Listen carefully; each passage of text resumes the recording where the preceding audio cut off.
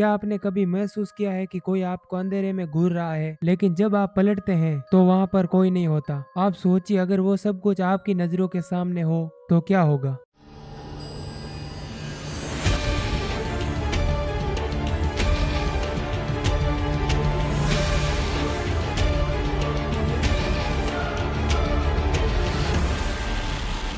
Horror हनु town.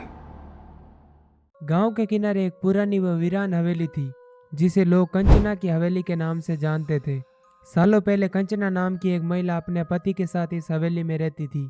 गांव के लोग उसे प्यार और इज्जत से देखते थे, लेकिन एक दिन अचानक उसका पति गायब हो गया। कई दिनों बाद कंचना ने अपने पति के बिना जिंदगी जीने का फैसला किया और हवेली के पुराने कुएं में कूदकर अपनी जान दे दी। तभी से हवेली को कंचना की आत्मा ने घेर लिया। गांव के लोग कहते थे कि हर पूर्णिमा की रात को कंचना की आत्मा हवेली में प्रकट होती है, सफेद साड़ी में लिपटी, लाल आंखों के साथ। रात के समय हवेली से अजीब सी आवाजें आती है, कभी किसी के रोने की, कभी किसी के चलने की, और कभी दरवाजे अपने आप खुलते हैं और बंद होते हैं। कई लोगों ने वहां जाने की हिम्मत की, लेकिन वहां पर कोई नहीं गया।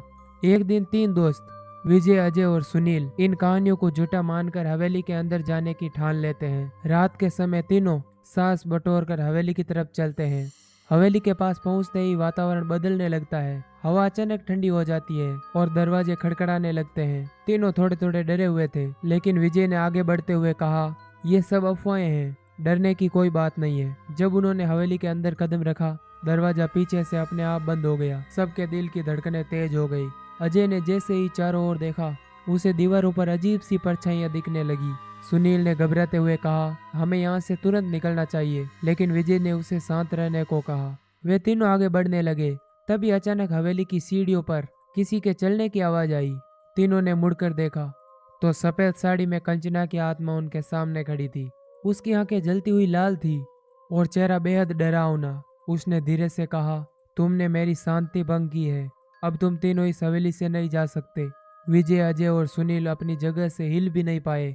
कंचना की आत्मा उनकी ओर बढ़ने लगी। अचानक हवेली की सारी बत्तियां बुझ गई। अब पूरे घर में सिर्फ उनकी चीखें सुनाई दे रही थी।